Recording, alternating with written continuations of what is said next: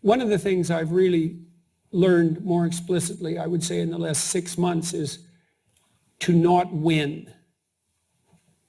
I knew this already. Like in my clinical practice, I tried my best not to be right. So for example, as a clinician, you can dispense advice, and so it'd be quite easy, especially if I wasn't suffering at that time while practicing as a clinician, and the person was, I think, well, I've got my life together pretty well, and I'll just tell you what you should do. And sometimes people would ask for that, right?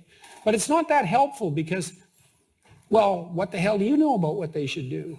You can introduce topics of conversation like, well, most people have friends and you don't seem to have any, and maybe you have a reason for that, and maybe it's a fundamentally valid reason, and that's not where your interests are oriented. Maybe you're particularly introverted, which doesn't mean you don't need friends.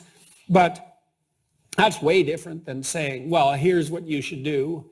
And the problem with here's what you should do is, first of all, as the psychoanalyst knew, you just set up resistances in people. And the reason, so they won't do it, even if they want your advice, and often they'll do the opposite, just out of spite, and probably they should, because they're basically saying, up yours. It's like, this is my life, man, not yours. And the other problem with advice is, well, let's say you take my advice and then you go do something good. It's like, well, whose victory is that? Is it yours or mine? So did I just steal your victory? Well, that's not so good. And so I learned that pretty thoroughly as a clinician, not to do that, and hopefully as a husband and father, also not to do that. But in my talks with people like Sam Harris, I was more instrumental than I should have been. There were points I was trying to make, and I was trying to be right. And there's times for that, and there's partisan situations where only one side can win and another side has to lose. An election is like that.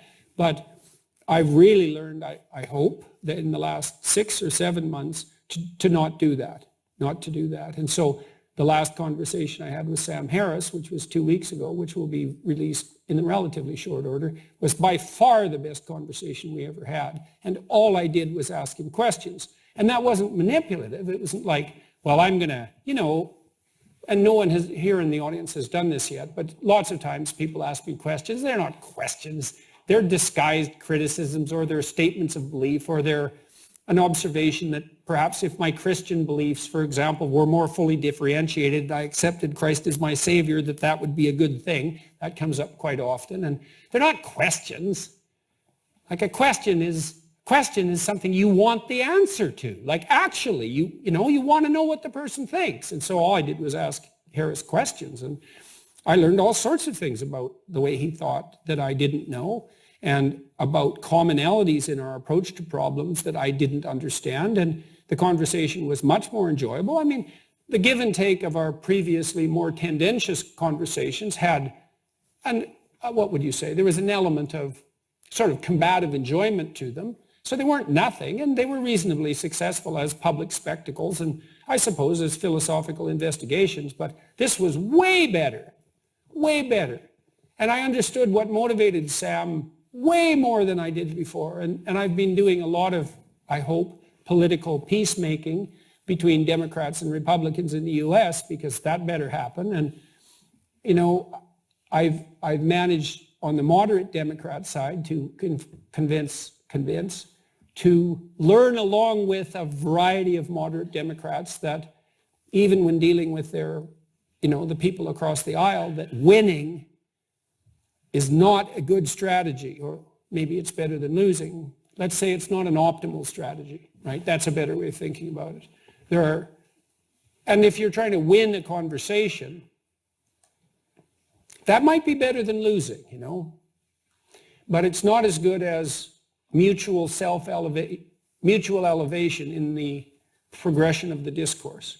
That's way better. That's a real victory. And so I hope that I've learned that, more deeply, and that I can take that to heart more deeply, and then I can govern my actions. I have conversations that are very tense with people. Well, I always have. And that certainly hasn't stopped, and I have to tread very carefully. And any instrumentalism on my part, because one of the things you want to do when you win is dominate in some sense, right? And that's a cheap victory, I would say. It's better than losing, perhaps, because sometimes you can retreat and let the other person have the floor, let's say. But it's not the optimal solution, not at all. And man, you just have no idea how far you can get with people if what you do is ask them questions because you're interested in what they think. And it's so damn useful for them because then in the discourse, they reveal elements of themselves that they really didn't know. And what's also interesting, I've seen people do this. I had a striking example of that within my own family where one of my family members had a grudge against another. And we waited it out instead of confronting it directly. And the person with the grudge laid out why they had the grudge. And it was a character description of the person they were angry with. And it was so unlike the person that while the person who had the grudge was revealing the story, they realized that this was some fantasy they'd concocted like 15 years previously and pretty much abandoned it right after the utterance. And so that happens frequently, if you really disagree with someone. First of all, that's interesting because you're wrong and stupid. And if they really disagree with you, they might know something that you really need to know, right? Rather than talking to someone that already agrees with you. I mean, that's hard because there's still points of conflict, but it's worth digging for that if you can find it. And then there's also the possibility that many of the differences are purely misunderstandings. That's very frequently the case. And then there's also the possibility that while the person engages in this dialogue, well, first of all, they're happy about you because you're listening, and people love that, man. They love that. More than you listen to people, you really listen to them instead of thinking about what you're going to say next or trying to win. You'll have so many people around you so soon that you won't even be able to stand it. So that's really something, man, to do that. And so that's a pathway to peace, that listening, that's for sure. And it's a pathway to wisdom because if you listen to people, then they tell you all sorts of things you don't know.